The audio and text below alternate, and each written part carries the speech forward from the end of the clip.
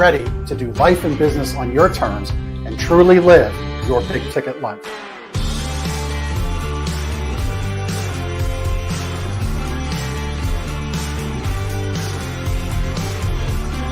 You either make excuses or you choose to level up. What amazing guests living the big ticket life. Woo! Woo! Brandon Brittingham. Appreciate you having me here today, man. It's that kind of discernment, that kind of focus, that kind of forward thinking that's so important if you're going to succeed in business today. Jeff and I are like friends. We're real friends. We are and so you unlock fortune and freedom without all the stress that normally comes along with it. It all comes down to your why. You know, your business, why are you doing it? You know, how is it going to change the world and what's it going to do for your family? I want you to celebrate your success. Talk about the struggle. But I promise you, the story is in your struggle. They'll never be able to say that about me because people only see me working hard in anything that I'm doing whenever they see me. Focused on your success and the success of those around you. But being that constant in your community, good or bad, whether things are great in the community, bad in the community, be steady. Unapologetically do business and life on your terms and truly live your big ticket life. What amazing guests living the big ticket life. And we discuss how they do it and the big ticket methods they use. The things that make your life successful so you do life and business on your terms. In and of itself, the only limitations that we really have on ourselves is the ones that we allow to be put on ourselves. And most people don't look at it in that perspective.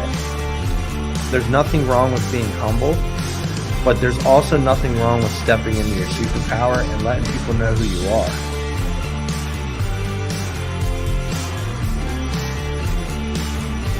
Get ready to do life and business on your terms and truly live your big ticket life.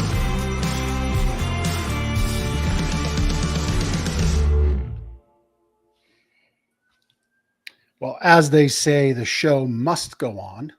The show is on, despite being a couple minutes behind. We hope you can forgive us.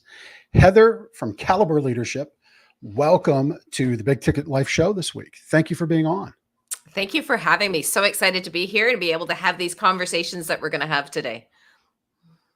Yeah. And so it's very interesting that you would make your way to my schedule at this moment in time with your expertise and your views on leadership and, self-belief system and the ability to dismantle dysfunction, because I've been very much focused on a book project for myself that's all encompassing of those kinds of things and about really reflecting on yourself as a leader and examining the hurt and the stuff that everybody around you is dealing with and is bringing, into the workplace, into their lives, therefore into your life, and how you as a leader can actually step into that platform to help them heal and then maybe do some healing for yourself in that same practice. And so it's just very interesting to me. I take that as a positive affirmation from the universe that my project is on the right path and the right time and the right place. So Heather, thank you for being a part of that. It's very cool that we're here. Yeah. And it's interesting when you talk about, all of this aspect of what's going on with people in the workplace emotionally. And I think for so long, leaders have sort of come into their roles thinking, I have to be in control of my emotions. I have to demonstrate no emotionality whatsoever. And I have to work to create these environments where people aren't human beings. They're just human doings, right? And so it's always great to be able to have a discussion about the role of us as leaders being human in our work environments and bringing our whole selves into that process and the benefit it creates for our organizations and even for our own experiences as leaders. Yeah, I loved it. We just want to let you know, I make a couple notes throughout our time together because I carve out the really great, juicy moments and share those out later in little sound bites so everybody can get parts of the show, how it best fits their day, and that human beings versus human doings. That was the first one. That's a great way to express it. Love that. So let's expand on that. Where did you first say that out and speak that into existence, and what inspired it? Well, I think if I go back to when I first started leading, and I was in my 20s and had absolutely no leadership training, like most people who step into leadership situations, and I was working with clients to introduce the notion of 360 feedback for their leaders. So I thought, maybe I should do that myself as part of this experience and being able to support my clients through the process. And one of the questions that was honest, and I still remember it, one of the questions on it was, appropriately manages her emotions. And one of my employees said, "Does she have any?" And that for me was like So one of hard. these moments of, okay, right? But because I thought of myself as this really, inspiring, motivating, I talked to them, I communicated with them, but I was only showing the part of myself that I was comfortable showing. And everything was with a Mm, smile on my face and keeping it positive. And their response to that was that they couldn't connect with me as a human being. So I was this great leader in many ways, but from that human perspective. And as I talked to Anne about it, and that was where, sort of this notion of, well, what am I leaving behind? And when I'm playing a role as opposed to just showing up as myself. And that started us down the journey in some of these conversations around how do we bring emotional intelligence into the workplace? And again, that need to control as a leader our emotions and our emotional experiences actually put us at a huge disadvantage when it comes to managing our people and even navigating the challenges in our work environment. yeah. So spot on. And so, you and Anne, for our listeners and for our watchers, and I say it that way because we broadcast the show live stream on social channels, YouTube, LinkedIn, and Facebook, and then we throw out the recording a week later. So it's always cool to kind of get context as you're listening. If you're grabbing this as a podcast, come back to the show on the Big Ticket Life YouTube channel. Please subscribe because we do show a lot on the show. It gives context, and we all know you learn more when there's other senses engaged in the visual. Body language helps drive home these points. And you and Anne, and Anne was going to join us today. We hope she feels better. So well wishes to Anne. Sad that she couldn't be here today, but you and her share a very unique bond in that the fact that you're mother-daughter, but it wasn't always that, storybook or great, I guess, greeting card, Hallmark story, mother-daughter story, was it? Can you share No, a little bit about that? yeah, it's definitely not. And I actually met Anne for the first time when I was 27. Anne is my biological mother. She had me just shy of her 17th birthday, and I was placed for adoption and raised with my adoptive parents and my adopted siblings. And so we are a mother-daughter team, and it's a really fascinating journey when you meet your biological mother when you're an adult, because a lot of those things that I could never work with my adoptive mother because, we have that true mother-daughter experience. But what Anne and I, when we first connected, what was really interesting was I wasn't looking for another mother, but she and I were doing very similar work, but in different places. And she was working as a psychotherapist, as an executive coach and corporate therapist. And I was doing work in organizations as a consultant on looking at how do we really help organizations achieve their potential and leaders achieve their potential. And it was sort of like this magical coming together of, sort of her brain and my brain. I sometimes say she had me so that we could, form this relationship and this business later in life. And we're really able to come together and leverage our unique abilities in a way that together is far more powerful. And we've achieved far more than I would have, because we both help each other to grow in a really different way. And we've brought our personal experiences into it. And so the things that we've learned as we've navigated being entrepreneurs, being leaders, figuring out how to forge a really unusual business partnership with somebody that, gave you up for adoption and then you met later. And in her case, trying to, always initially, we both in that same place as well. I don't want to do anything that's going to screw this up. So you start to learn just how much goes on emotionally in the workplace as we're constantly forging relationships and pushing ourselves outside of our comfort zone, which is what this journey for Anne and I has always been about. Yeah. I mean, first of all, so happy that you were able to reconnect, able to form that bond, able to do great work together. Really interesting, that dynamic of you're better together, but then you have this innate natural togetherness, as mother and daughter, and you bring that in to those you help and into your own workplace. So how do you handle the dynamic of that relationship, the way your relationship began, the way it parted, the way it came back together? How do you take, what might be some of those visceral, maybe emotional responses that are deep down that I think a lot of leaders have, right? Because employees bring stuff to them that isn't about the leader, but subconsciously at times I know, and I say this, I know because I'm that guy at times. It's almost like this new cut on that old wound, but it's not the employee. They're not doing this to give you that cut, to reopen that wound in particular. They're just going through their day and they've got their stuff. So, how are the both of you able to kind of internalize that, set it aside, work through it? And how do you help? What would you suggest others to do as well? Yeah, I think there's a lot in there. So let me start with the one that we always use as our foundation, which is self-awareness.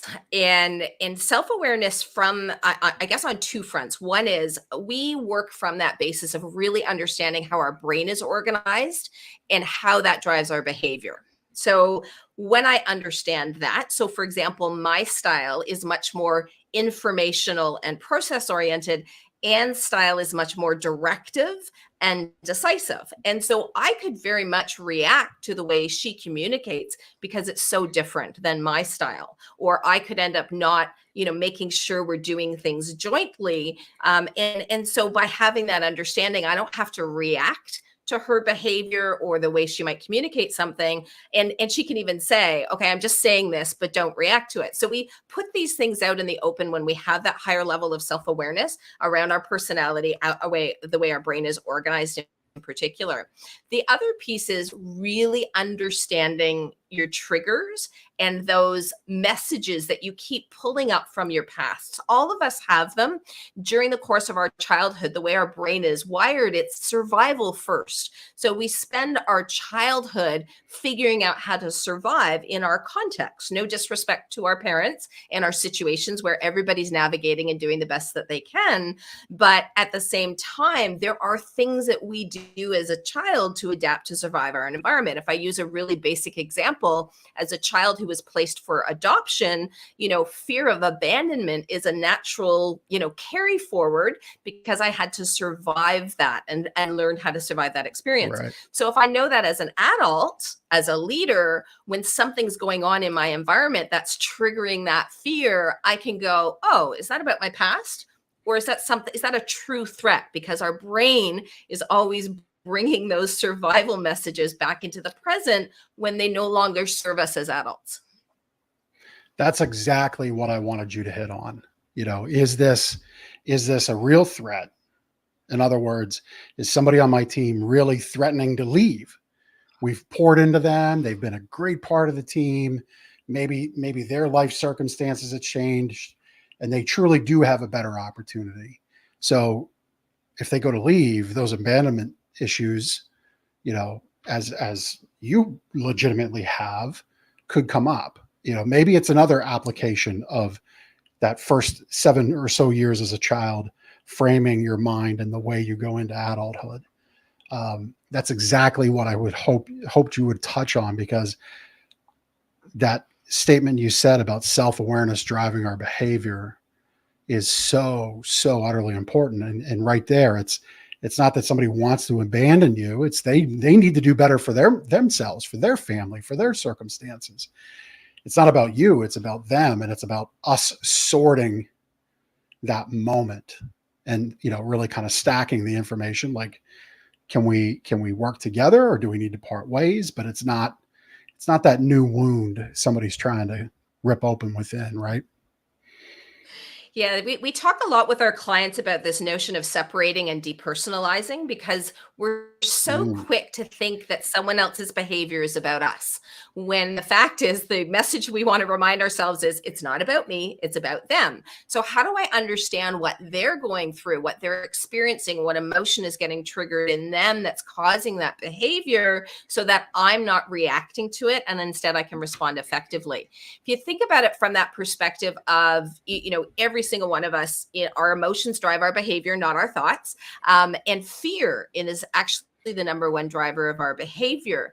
And we don't think often enough, and I know this from our experiences with our clients, is when someone's reacting or behaving in a particular way, our immediate thought isn't, oh, what's frightening them right now? What is it that what fear are they reacting to? And how do we work to alleviate that fear? So if someone comes to me and says, I'm going to leave my job, the first thing that gets triggered in me is fear, right? Fear maybe of right. what are other people going to say? What am I going to what's it going to look like? What's it going to do to me? And so we have to work through those fears in a more objective way and not just think about all of those fears as being facts, but just, again, it's emotional information. How do I use it? And what's the action I'm going to choose to help me to mitigate that fear that I'm experiencing? Yeah. So very smart and so very in tune, especially for the times that we're in, because I think there's a lot of fear that's out there in our world. There's a lot of emotion that's out there in our world, a lot of hurt that's out there in our world, and a lot of things that get brought into our lives, whether that's in the workplace, personal relationships, family relationships. There's so much there. So, I always do work to have my guests shine as bright as possible.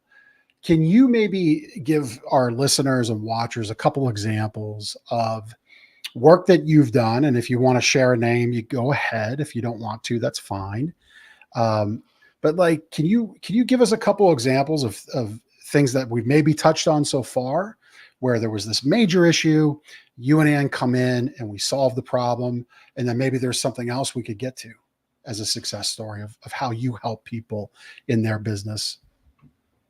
Yeah, I think that one of the ones, Ann and I, we've joked about this for years, is as we specialize in dysfunction in organizations. So we get brought in because an organization and its leadership, its senior leadership, are struggling with dysfunction. And a lot of people think of dysfunction as this sort of unsolvable issue, right? And they feel powerless when they're experiencing dysfunction. And what we do and what we've done, I'll talk through some specific client examples, but it's always coming in and helping an organization and its leadership team in particular understand what's actually driving the dysfunction. Because once you understand that, it is actually solvable. Dysfunction's normal, it's natural, it's where there's the opportunity to be functional, there's the opportunity for dysfunction. So one of our clients where we came in, the organization that had been around for decades and successful business, but they'd stalled out and were really stuck. And there was a lot of yelling actually that was going on, a lot of devaluing, a lot of, the top tier of executives that were running the organization really not pulling the next tier of leaders in. And so the whole organization was siloed and fragmented, and basically stuck, and lots of frustration that was going on there.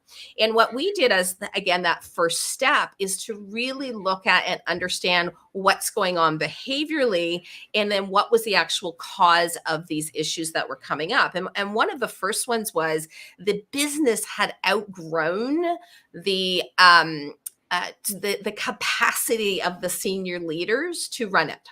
So they were trying to run a business like it was 20 years ago, where there was like a fraction of the employees. And this was their fear, right? They were so afraid of developing themselves as leaders that they kept trying to contain and control it. And so that was the biggest barrier. And so we worked with them to look at different ways of approaching these strategies and solutions they needed to implement that didn't trigger that fear. And I'll give you a really simple example. They needed to do succession planning. They were all within 5 years of retirement at the executive level. But every time anyone talked about, oh, you need a succession plan, they didn't want to do anything, because in their mind, that's a plan to replace them. And that freaked them out, Mm. basically.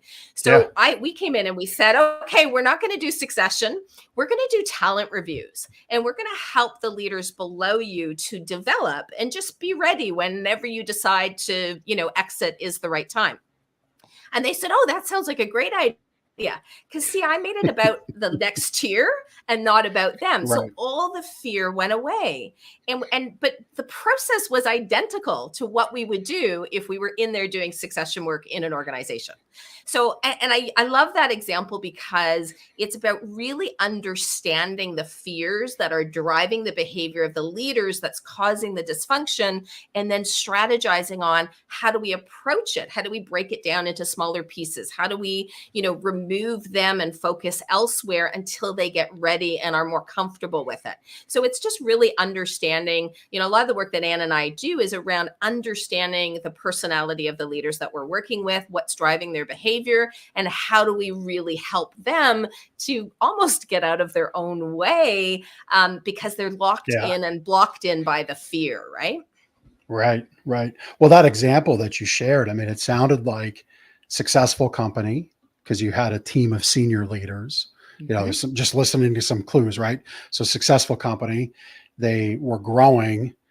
Maybe there was some fear of investing in capital, of, office space, warehouse space, manufacturing. Again, we're not getting into specific details, but probably some fear of investing into that growth. Because my goodness, what if we go and build a new factory or expand office space, and then business backslides, and now we have that expense to recoup when we don't have revenue against it. Yeah, I mean, just a lot of that fear can be paralyzing. So you go and you do these reviews.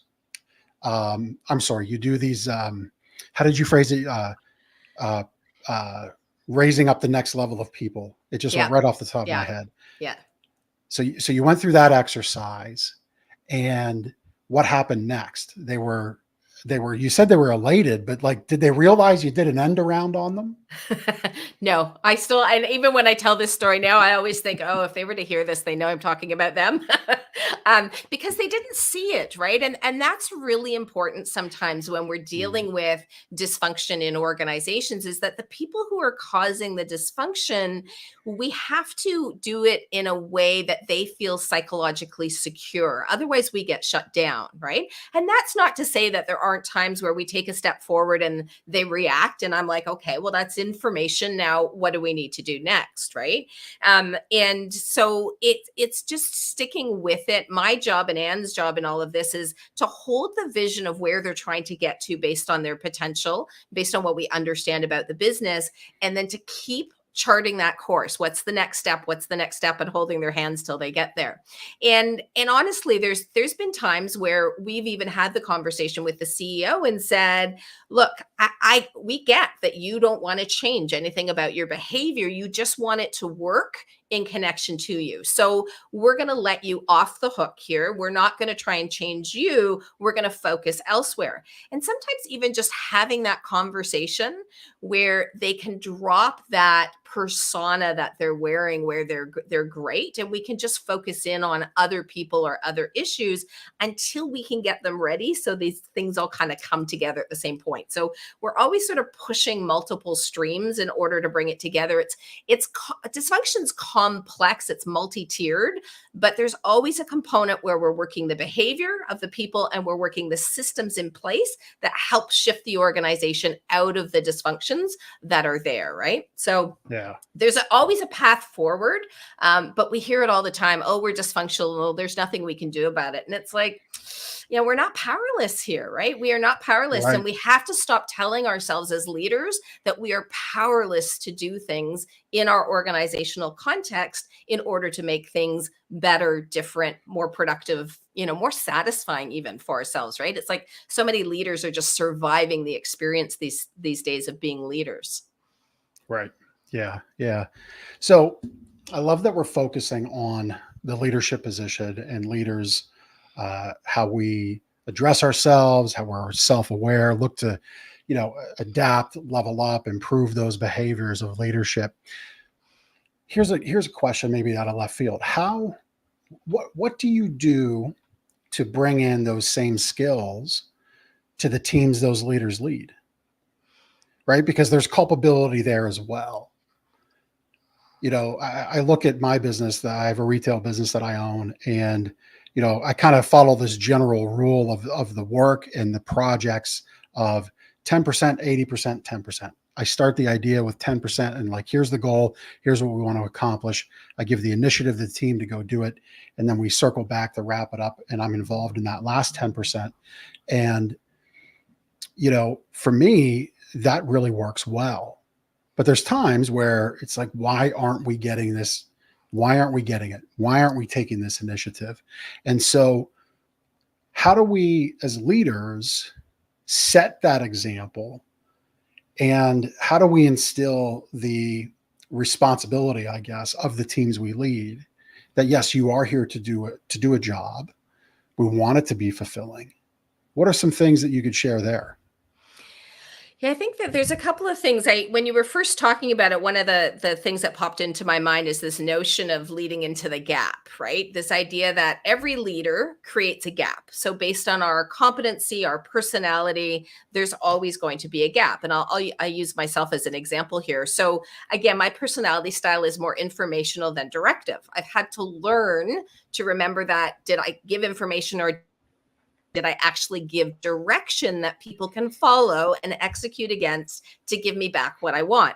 When I'm really busy, if I'm tired, I'm pressed, I'm sick, it's harder for me to remember to stay in that directional space. So all of my staff have been trained and understand their role in the process, that if I'm not being directional enough for them, that they ask the questions, that they pull the direction, and they clarify with me to make sure that they have what they need to be effective. So thinking about leadership as a dynamic, right? So there's both sides of the equation play a role. If I haven't given you what you need to follow, then it's your responsibility to get clarity and get direction from me so that you can move towards execution.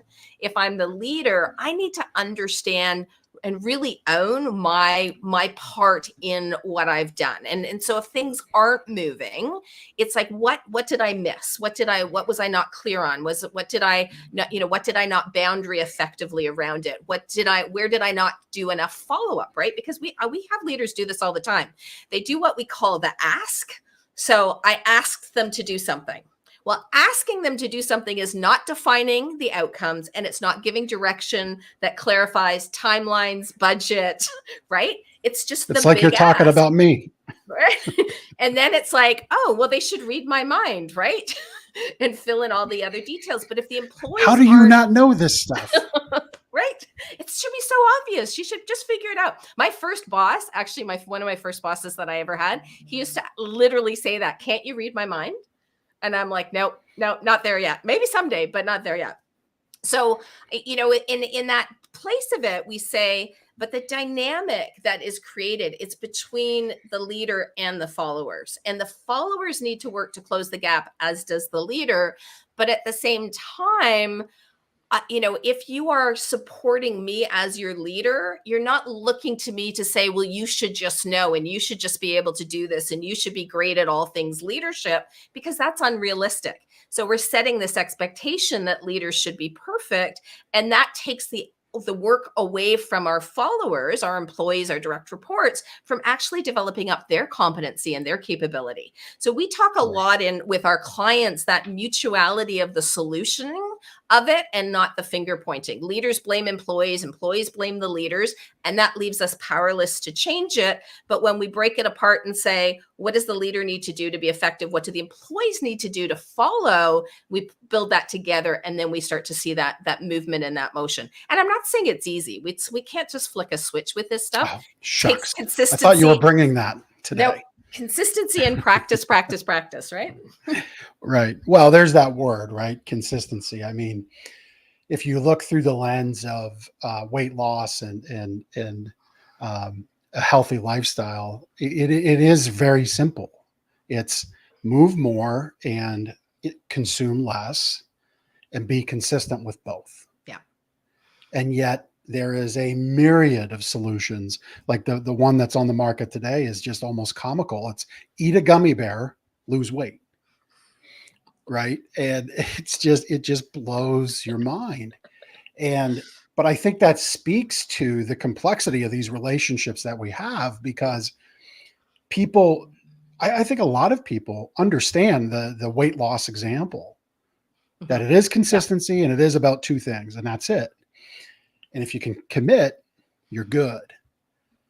And I think in the workplace, we do look for those easy answers. We do look for, well, you asked, but you didn't tell me, and I'm not going to waste my time to read your mind. Which brings me to my next thing I wanted to ask you. So to get really like topical and I guess time appropriate or moment appropriate, there's a theme in the workplace called quiet quitting. You've heard of this, I'm sure. Yeah. And so I'll have you explain it from your view. And do you help companies, like do you help leaders with that concept of quiet quitting?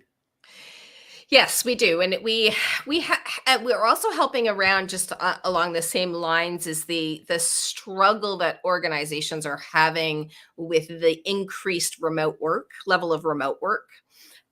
Because I think it's easier to quiet quit when you work remotely than when you're in a situation where your managers might get to observe. But the idea behind quiet quitting is I'm not actually going to leave my job, but I'm going to, really reduce what it is that I do, how I do it, the pace at which I work, the way in which I show up or don't show up.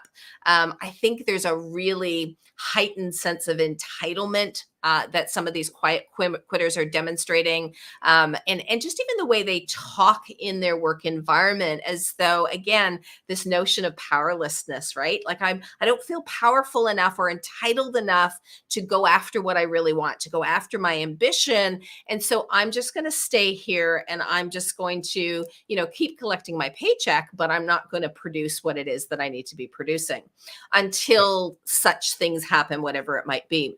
And I think the challenge is that, to a degree, quiet quitting is one of the symptoms of the fact that we do not treat leadership as a profession. We do not ensure that leaders know how to lead, know how to hold people accountable, that they're being managed to be effective in most environments. There are some organizations that do it very, very well. But in my experience, through over 25 years of working with client organizations, most of the companies that we've worked with have never done any training for their leaders at all.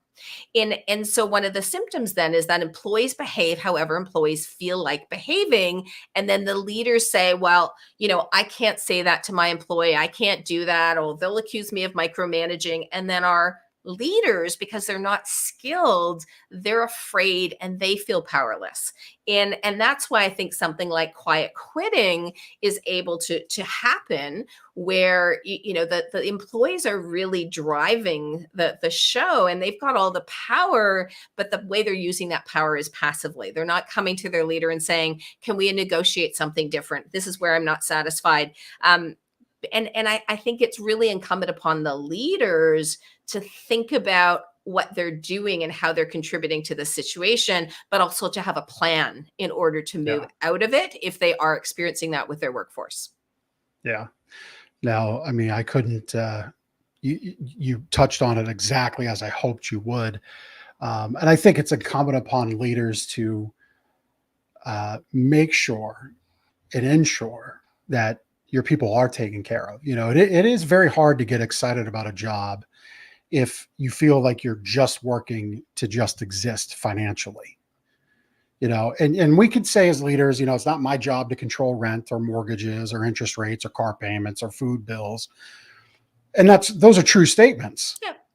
But there is also still a shared reality. And that reality exists for yourself as a leader. You're experiencing at home a higher grocery bill. You're experiencing, maybe if you're a leader who gets moved around, your rent, you're experiencing higher cost of rent. So sure, but not accepting that shared reality, I think, is a real problem. So beyond just the pay and the wage being addressed, I've always found it's really great to bring people into the project, bring people in and make them the hero of the story. In my retail business right now, my partner and I, we're very much removed from the front line. And so we have a whole workflow now where we're introducing our sales team as the people. And here's the proof in the pudding. And what really gets them excited is we have customers reviewing saying, Drew's the owner, Chad's the owner, Phil's the owner. And they're not. And I'm so endlessly proud of that. Not that we want to like deceive people, and no one says they are. But to me, as an owner and as a leader, I think it doesn't get much higher in, wow, this team is pulling in the direction we want.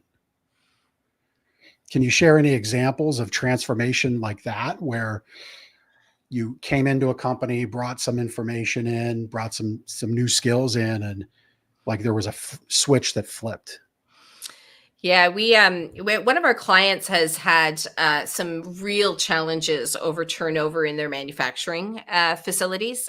In part, like, they would, in some cases, these employees would be, leaving within the first 90 days. So they kind of would get trained, and then they would leverage that to go across the street and make an extra quarter an hour or 50 cents an hour.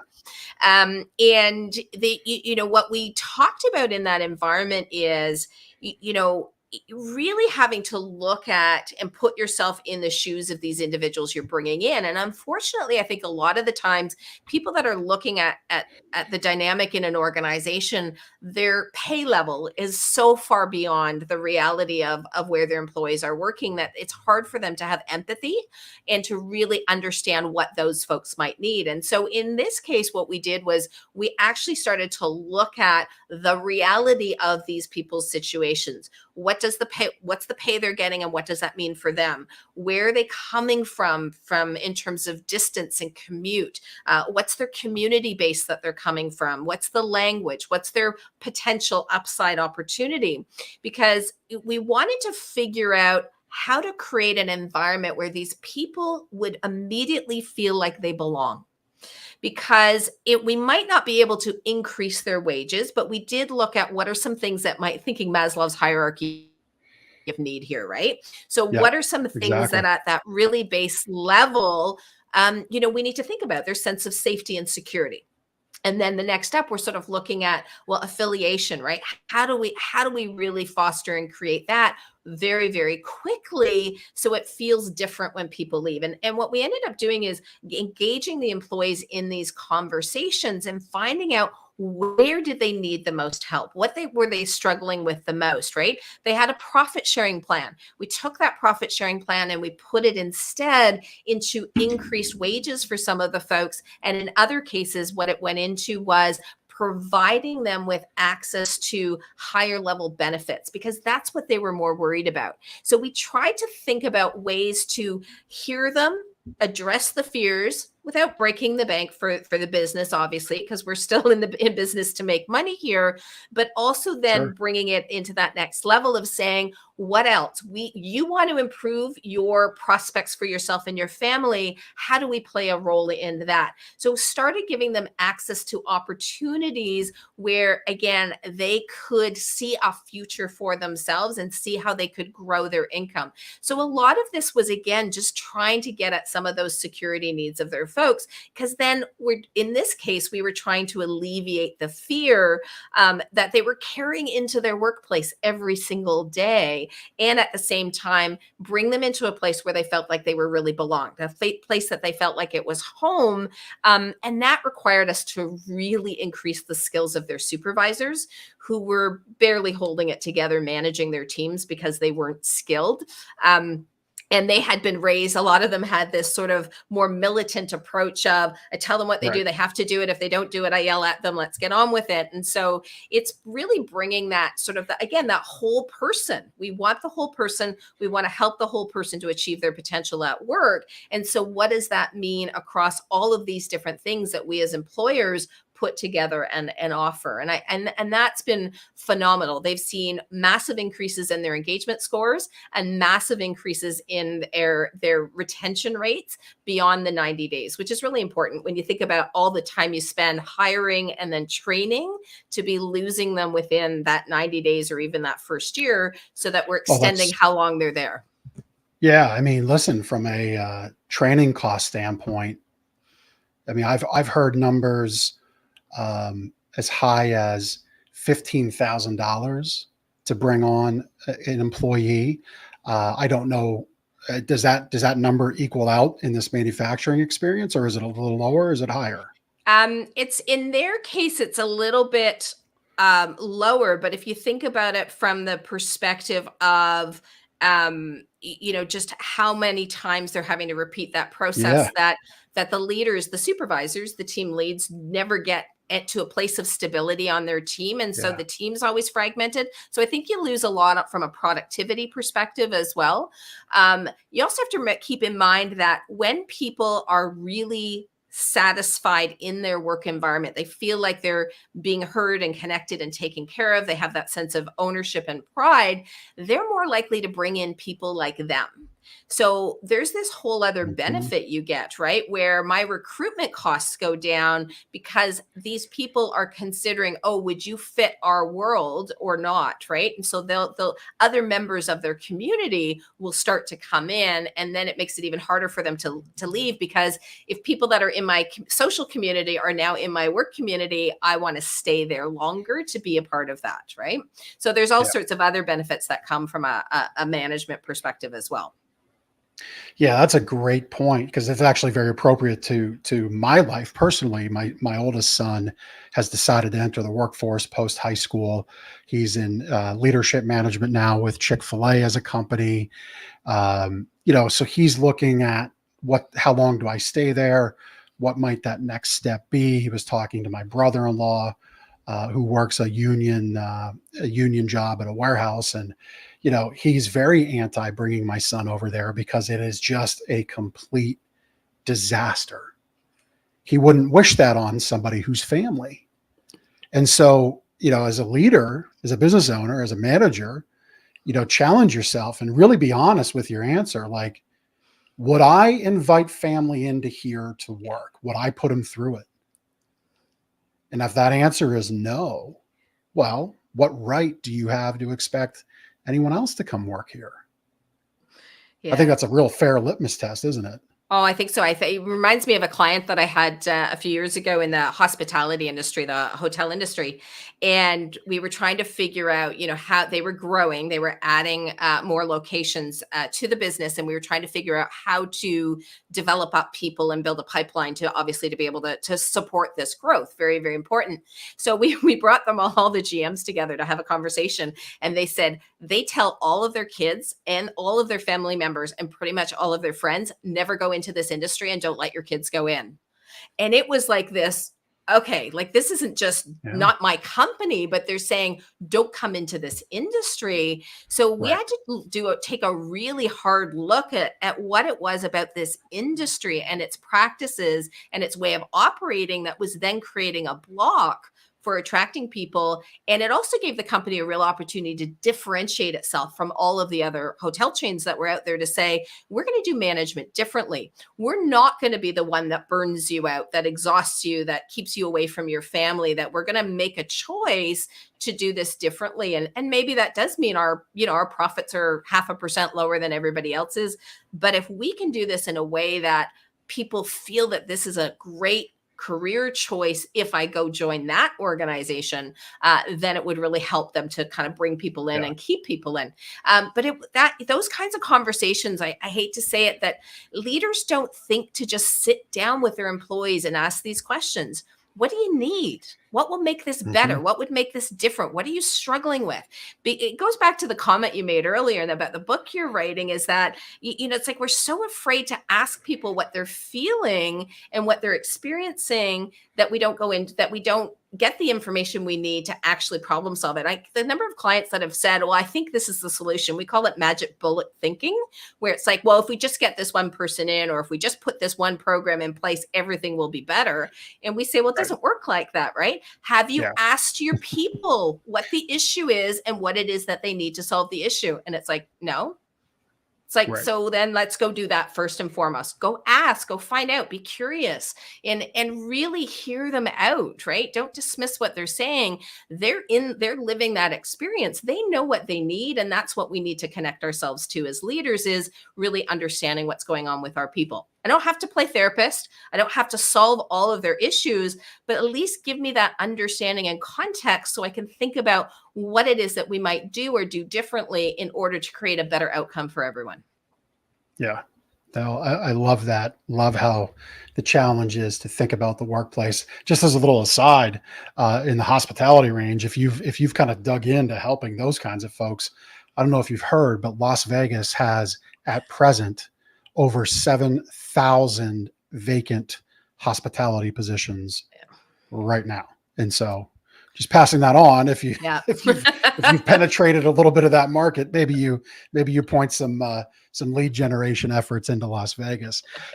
As we look to wrap up our time, and you were speaking there at the end about asking your folks what they need, I would imagine you work with clients that by and large employ people who truly, they may want them to have college degrees. And this is not a statement about college being good or bad versus vocational or career skills with what people do after high school. This is a statement about the fact that we're at a point in our society where the dignity and respect of these manufacturing jobs, my local neighborhood, I know later today, when I spend a few minutes on social media, I'm going to see a whole bunch of whining and complaining about the trash cans not being picked up.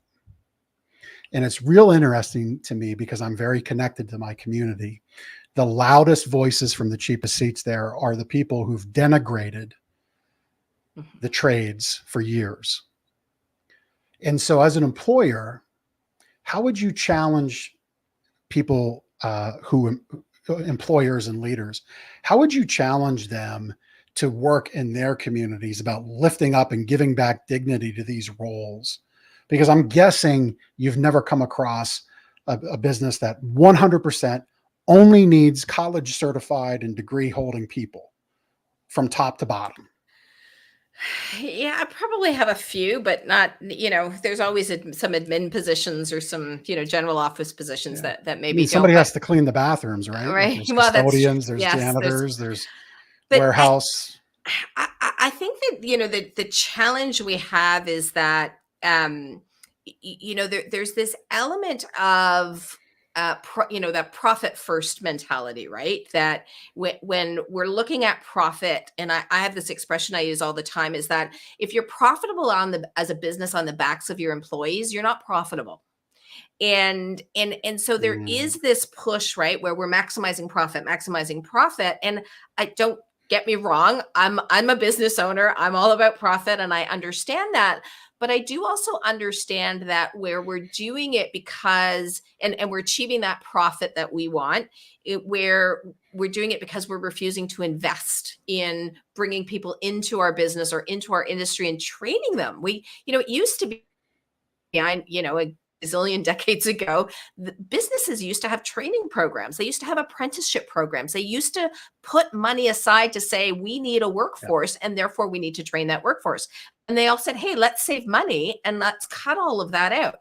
So then they bring people in who aren't trained, who don't have we bring them in and we don't want to train them. We don't want them to have a year to learn the business before we deploy them. It's all from that profit lens. And I think somewhere in here where, as a business and in industry conversations as well, we're having to think about it a little bit differently and really consider what is the investment we need to be making here. And when we think about it, and I know we do work with organizations around compensation, really looking at the value of jobs, is having some of that baseline work around what is a decent standard of living for our employees? And are we okay with putting people into positions and, cutting up their jobs and carving out their benefits in a way that they actually can't have a stable standard of living? But those are hard conversations. Those sometimes I know one of my clients says, oh, that's all that, sort of stuff, right? And it's like, no, this is where we're at. This is our reality as a world that, from a social perspective, we have to be having these considerations. And so you tell me that you can't afford to shave $100,000, $1 million, half of 1%, whatever it might be, in order to ensure all of your employees have that financial security they need to be better employees. And those are some of the things now we want you to debate. We want you to discuss and make different. Maybe we carve back, some of the money we're spending over here, right? I have a client of mine, and again, they will spend hundreds of thousands of dollars every year on parties for their staff, but they will not bring up their wages of their lowest paid workers. And these are some of the conversations we're having about the basis of, because the parties make them look good as leaders, whereas the other thing people don't see. And so it's like, well, let's talk about it. Let's say we've decided this year we're going to forgo this, right? Yeah. Employees are like, I'll buy my own darn pizza 3 times a year. Yeah. And I can get the deluxe pizza if you just pay me a little more. Yeah. No, I'm right there with you. And I say that as somebody who is very capitalistic in nature. However, there's a human element to it all. There's an empathetic element to it all. And for me, I always challenge the folks that I work with and I consult with that there's almost never a problem you can't solve by delivering a better experience, which commands a better price, i.e. raise prices, which then means you can pay great people to deliver that better experience, which puts you right back to raising prices, which pays for it all. And it just becomes this cyclical thing that works. Yeah. And so to me, it's one of those things that, I suppose you could always appease your board. You could appease your C-suite. You could appease your investors. At some point, you cut so far to the bone, there's just nothing left. And you're this damaged company. So that would be my challenge for people to think of. Heather, I have loved our conversation. We're coming to the top of the hour. Anything that we haven't talked about that you're just like dying to get out, that you want people to know about what you and Ann do and the power of change that you can bring to other companies? Yeah, I think the one piece that I want to leave probably everybody with, and this is a lot of what's behind the work that Ann and I do with organizations, with individuals, is really helping them to navigate through that fear. Fear is natural, being afraid or getting feelings of fear being triggered. But I don't think we, as human beings in organizations, or even for those that are, self-employed or wanting to be self-employed, really don't always have the tools we need to be able to navigate our way through that fear, to understand how it is that we work with ourselves, with our own brain, and work through our own development in order to get to that next place that we want to get to. Ann and I are huge believers of helping people and leaders in organizations achieve their potential. That's the work that we've always done. And the place that we want to talk about is really thinking about where you're letting your fear be greater than your ambition.